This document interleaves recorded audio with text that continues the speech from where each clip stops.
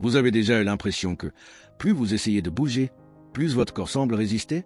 La douleur au genou n'est pas qu'un simple désagrément. Elle s'accompagne de peur, d'insécurité, d'une sensation constante que chaque pas pourrait être le dernier avant qu'il ne se produise quelque chose de pire.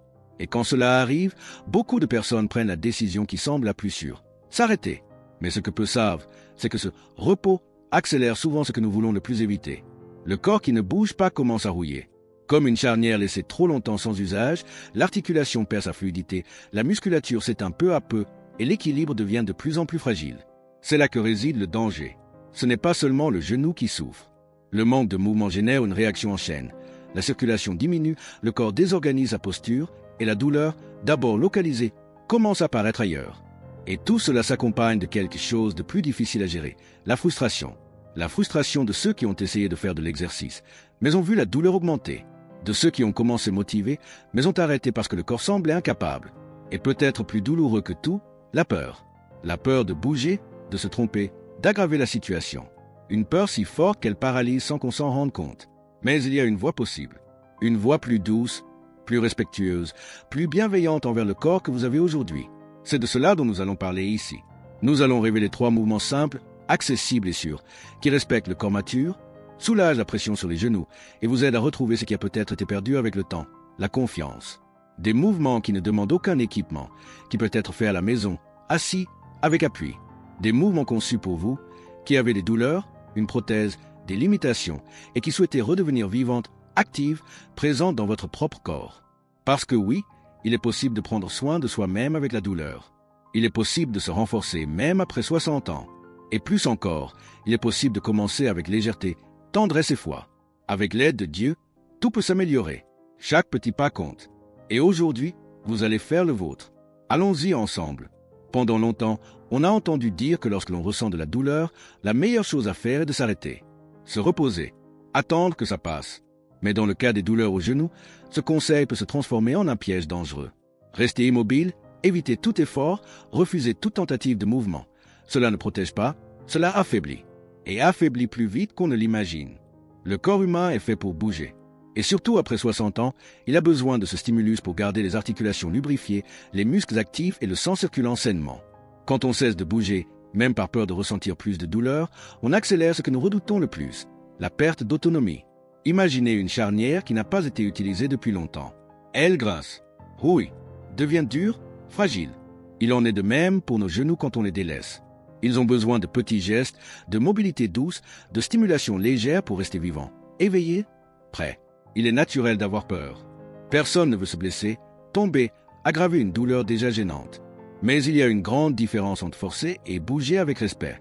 Il existe des exercices si doux qu'ils peuvent être réalisés assis, avec appui, le corps protégé et le cœur tranquille. Et pourtant, ils ont un impact profond sur la récupération du bien-être. Par exemple, un simple mouvement de lever et baisser les talons pendant que vous êtes assis sur une chaise stable suffit déjà à activer la circulation et rappeler à votre corps qu'il est encore capable. Il vous suffit de faire ce que vous pouvez aujourd'hui. 5 répétitions, c'est très bien. Avec une pause, c'est encore mieux. L'essentiel est que vous ayez commencé. Chaque fois que vous choisissez de bouger, même un peu, vous dites à votre corps: je suis encore là. Je crois encore en moi. Et avec constance, patience et tendresse, ce corps va répondre. Parce qu'il veut bouger.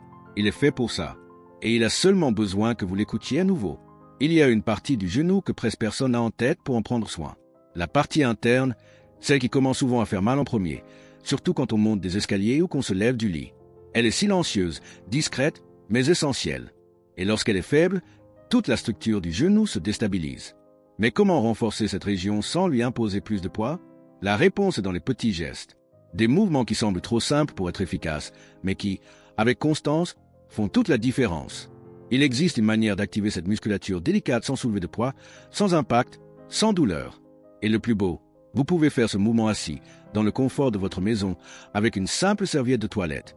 En tirant la serviette avec les doigts de pied, comme si vous vouliez la rapprocher, vous réveillez des muscles endormis. Vous invitez votre corps à travailler de façon intelligente, douce, fonctionnelle.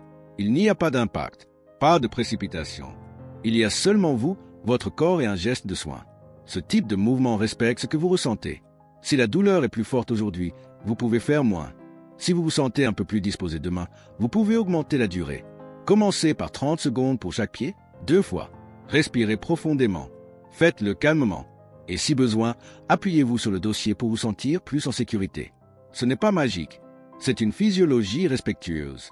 En seulement 15 jours, beaucoup de femmes rapportent se sentir plus stables en marchant, mieux contrôler leurs mouvements en se levant, moins peur de faire le prochain pas. Parce qu'en renforçant de l'intérieur vers l'extérieur, le corps s'organise. Le genou cesse de compenser ce qu'il ne peut plus faire seul. Et vous commencez à marcher avec plus de stabilité. La beauté de cet exercice ne réside pas dans la force. Elle réside dans la constance, dans la décision silencieuse de prendre soin de soi, même quand cela semble peu. Parce que pour un corps mature, ce qui compte n'est pas de faire beaucoup, c'est de faire avec intention, avec patience et avec amour. Et cet amour commence dans le geste d'étendre une serviette sur le sol et de décider qu'aujourd'hui, vous allez prendre soin de vous, même si ce n'est qu'une minute. Parfois, la douleur au genou n'est qu'un reflet de quelque chose de plus profond, quelque chose qui est au-dessus. Quand la hanche est faible, le genou essaie de compenser. Et dans cette tentative, il se surcharge. Un des muscles les plus importants pour soulager cette pression est le moyen fessier. Discret, silencieux, presque invisible, et pourtant, il a le pouvoir de transformer votre façon de marcher. Le moyen fessier est comme la base d'un pilier. Il soutient, stabilise, organise. Quand il est fort, le corps tout entier s'aligne mieux. Quand il est faible, le genou cède, la colonne s'incline, la cheville se surcharge. C'est pourquoi, pour prendre soin du genou, il faut regarder au-delà. Il faut renforcer cette musculature oubliée avec respect et douceur. Un des gestes les plus simples et efficaces pour activer le moyen fessier est de s'allonger sur le côté, le corps confortablement soutenu, et d'élever lentement la jambe du dessus. Il n'est pas nécessaire de lever haut. Il n'est pas nécessaire de répéter beaucoup de fois. Ce qui compte, c'est l'intention, le calme, le contrôle.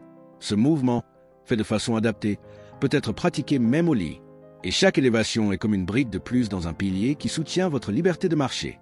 Et si vous voulez sentir comment ce muscle influence votre équilibre, il suffit d'essayer un test. Vous appuyez sur un seul pied, avec une chaise à proximité pour la sécurité, et tenir cette position 5 secondes.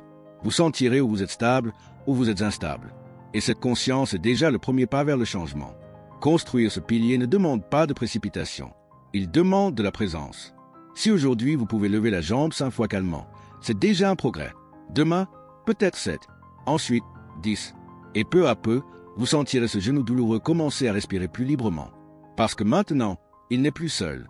Il a un soutien. Il a une base. Il a vous, qui prenez soin de l'intérieur vers l'extérieur. Avec fermeté, avec patience et avec foi. S'asseoir et se lever sont des gestes si automatiques que nous ne réalisons souvent pas à quel point ils révèlent notre vraie force. Mais pour ceux qui ont mal au genou, ces actions quotidiennes peuvent devenir des défis. Et c'est là qu'apparaît un schéma silencieux. Le corps commence à chercher des appuis. Les mains tiennent les accoudoirs, les pieds poussent plus fort, le torse se penche. Tout cela pour alléger la charge. Tout cela pour fuir la douleur. Le problème est que ce schéma, répété tous les jours, apprend au corps qu'il n'a plus besoin de travailler pleinement. Les muscles des jambes, des hanches et de l'abdomen commencent à trop se reposer. Et le genou, qui souffre déjà de surcharge, se met à travailler seul. Sans aide, sans soutien, sans équilibre. Le confort, quand il est mal utilisé, cache une faiblesse qui s'installe lentement. Et elle n'apparaît pas d'un coup. D'abord, vous avez du mal à vous lever, puis à monter les escaliers, puis à marcher de courtes distances sans devoir vous asseoir. Et quand vous vous en rendez compte, cette liberté qui semblait garantie s'est doucement évaporée. Rééduquer le corps commence par les gestes les plus simples. Revenir à s'asseoir et se lever avec conscience, avec contrôle, avec appui si nécessaire, tout en essayant d'activer les bons muscles, c'est comme réapprendre à faire confiance à son corps. Il n'est pas nécessaire d'être rapide. Il n'est pas nécessaire d'être parfait. Il suffit d'être honnête. Chaque fois que vous vous asseyez avec intention, chaque fois que vous vous levez en sentant vos pieds bien posés au sol, vous enseignez à votre corps un nouveau chemin. Un chemin de force douce, de présence, d'équilibre, parce que ce n'est pas le nombre de répétitions qui transforme. C'est la façon dont vous vous engagez dans le mouvement. Et si aujourd'hui vous arrivez à vous lever une seule fois sans appui, avec le corps aligné et le cœur tranquille, c'est déjà un signe de progrès. Un petit barreau sur l'échelle de votre autonomie. Un choix silencieux qui dit « Je ne vais pas accepter de perdre ma force sans essayer de la récupérer avec amour. » Parce que chaque assise peut être un nouveau départ. Et chaque levée, une victoire. Il y a des moments où le corps semble trop lourd pour bouger. Chaque pas apporte de l'insécurité. Chaque tentative d'exercice provoque la peur. C'est comme si le poids de la douleur et de l'âge s'accumulait dans les genoux, empêchant toute initiative. Mais il existe un lieu où ce poids se dissout.